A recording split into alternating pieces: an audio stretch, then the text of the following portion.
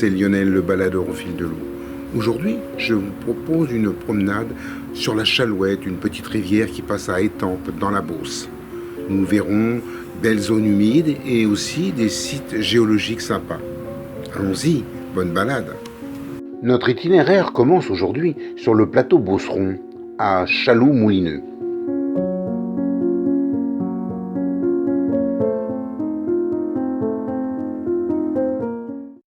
Puis nous découvrirons des sites du Stampien, vers Chaloux-Saint-Marc.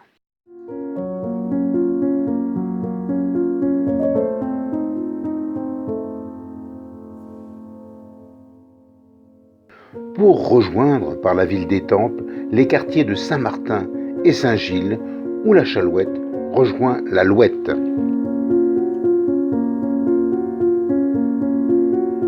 Du village de Chaloux-Moulineux démarre une rivière qui a pris son nom grâce à ce village. C'est la Chalouette. Nous sommes sur le plateau de la Beauce, riche région agricole au sud du bassin parisien.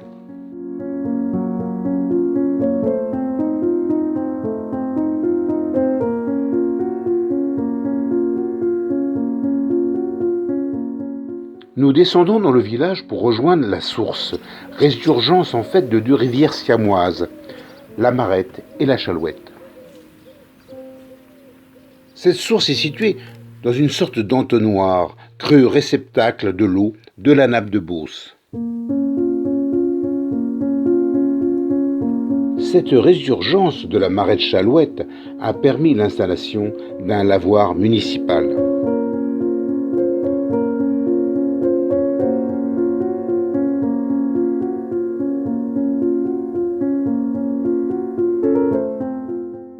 Une jolie statue de Sainte Apolline, patronne des dentistes, est un lieu de pèlerinage des gens ayant des douleurs dentaires.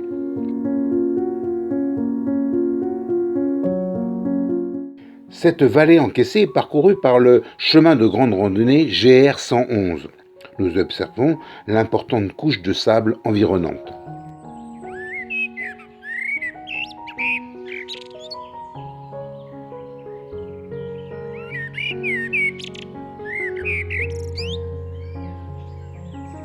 Le chemin passe dans cette belle zone humide où les rivières ont sculpté depuis 1 million d'années les grès de Fontainebleau.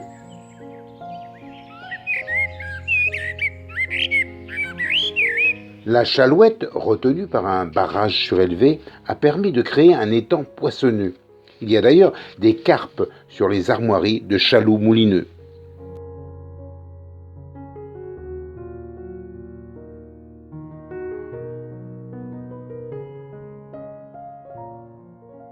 Dans cette vallée, la Marette, qui veut dire petit bras de rivière, rencontre sans cesse la Chalouette, puis s'en détache.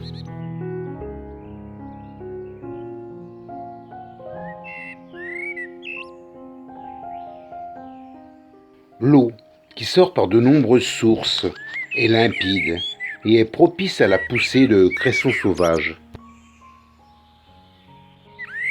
La végétation des bords de l'eau est un écosystème riche qui permet un échange biologique total avec l'environnement.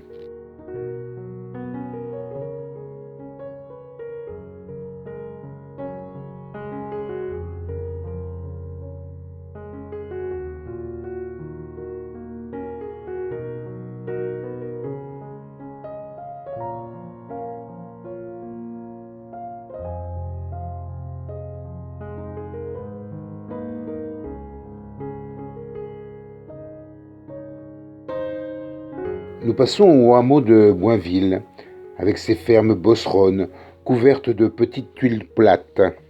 On voit qu'ici, la Chalouette a subi des aménagements par la présence de pieux sur les berges. Il y a par exemple des carex, plantes des bords de l'eau, là où la lumière passe bien. Là où la Chalouette passe, la Marette n'est pas très loin. Nous traversons le vallon vers Beaumont.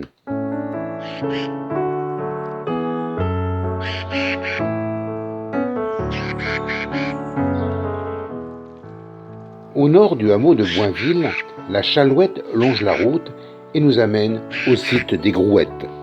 Ce site livre diverses informations sur les couches géologiques du Stampien, qui est une période où des dépôts successifs ont été apportés par la mer avant qu'elle ne se retire définitivement.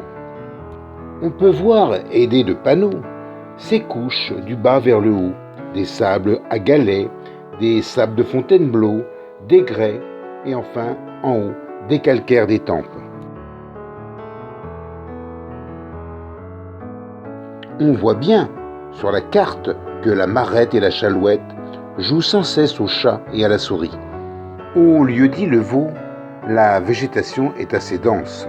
Ici, la marette irrigue des zones arborées de diverses essences d'arbres hydrophiles, comme par exemple le peuplier.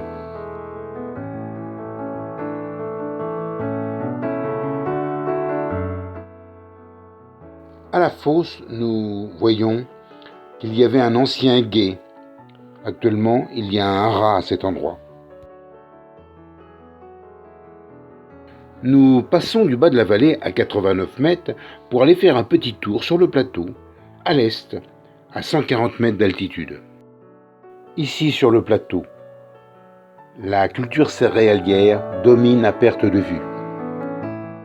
On voit une grande ferme bosseronne au loin, la ferme dite Grange aux moines, car elle appartenait au Moyen-Âge à une congrégation, l'abbaye de Joséphat.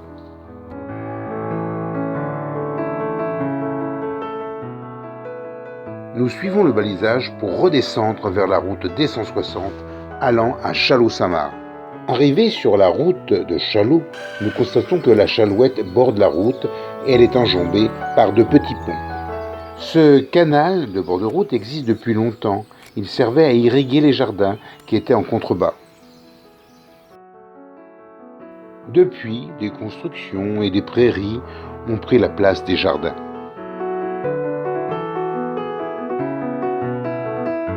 La Chalouette fait son entrée dans la ville de Chalots, mais la marette est toujours là, à l'est.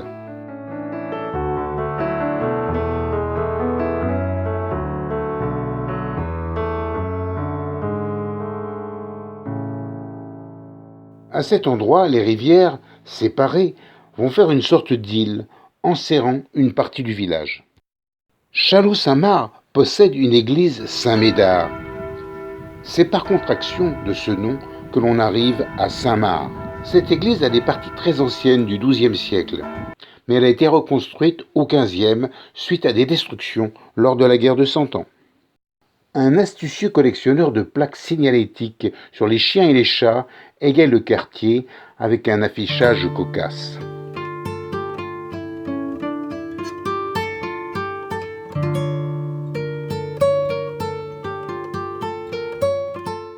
On voit ici un cottage anglais datant de 1896, reflet d'une époque où l'originalité de certains était de mise.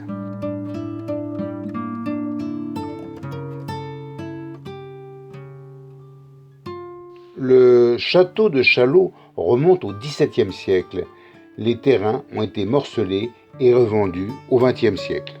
La marette sort du parc du château et après avoir franchi la route, elle entre dans le parc Bougnols.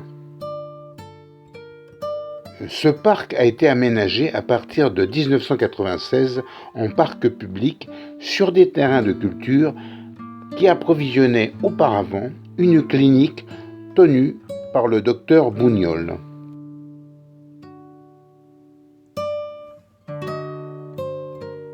Après le parc, la marette va se jeter dans la Chalouette un tout petit peu plus loin.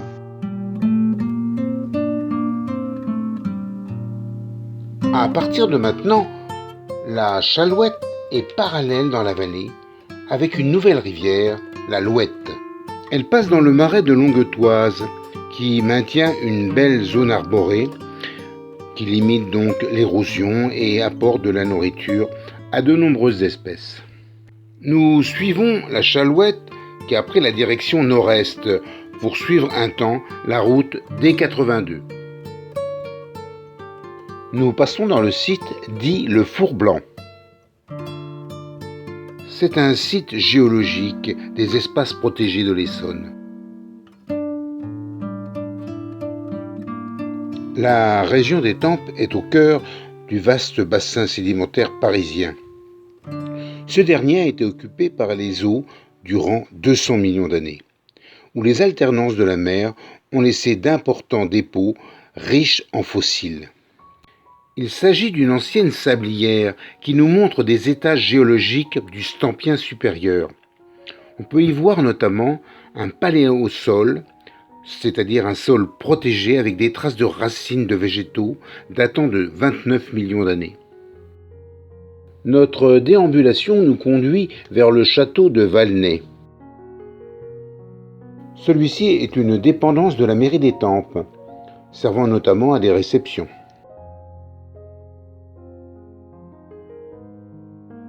Puis nous entrons dans le marais de Vaujoin, situé entre la Chalouette et l'Alouette. Il est bon de rappeler que cette vallée présente environ 162 hectares de zones humides. Ce sont des habitats naturels, principalement forestiers, avec des aulnes, des frênes, des saules ou des peupliers. De nombreuses espèces animales ont été inventoriées dans la zone humide. Ce sont des insectes, des batraciens, des oiseaux, etc. Il faut cependant dire qu'aux abords de la ville, les milieux humides sont impactés par l'urbanisation, les remblais illégaux ou la pollution. Un état des lieux a conduit à mettre en place des dispositifs réglementaires surveillant et protégeant ces milieux sensibles. Passant sous le viaduc ferroviaire, nous entrons dans Étampes, quartier Saint-Martin. La Chalouette est de plus en plus domestiquée et coule dans un canal artificiel.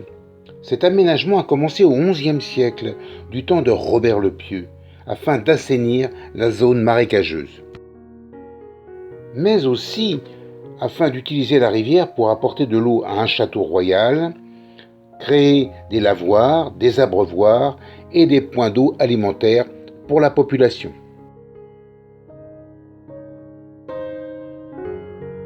Depuis ce pont de pierre du XVIIIe siècle, on découvre un beau point de vue sur la rivière.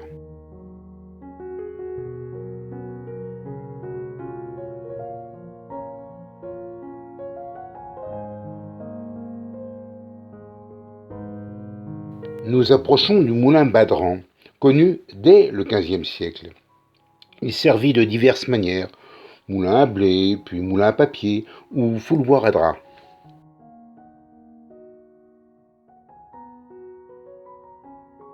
Badran vient du vieux français badre, qui désigne de la farine délayée dans de l'eau, pour faire du pain par exemple. Sa restauration avec des techniques anciennes est l'œuvre des derniers propriétaires. Nous sommes dans le quartier Saint-Martin qui possède une église dite Saint-Martin, imposant édifice du XIIe siècle. Comme la tour de Pise, le clocher de l'église est un peu penché, car celui-ci a été dressé alors que le terrain était encore marécageux. Nous passons sous l'ancienne ligne de chemin de fer, près de berges bien fleuries. En effet, la ville d'Étampes met un point d'honneur à soigner les rives de la Chalouette.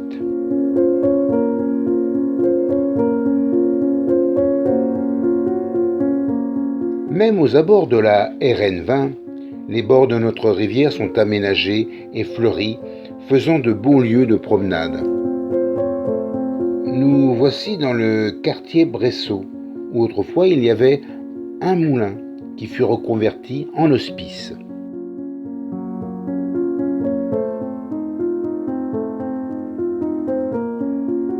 C'est ici, dans ces jardins fleuris très fréquentés, que l'on trouve la porte Bressot, datant du XVIe siècle. Puis la Chalouette rencontre l'Alouette, au lieu-dit les Portereaux, début des remparts d'Étampes.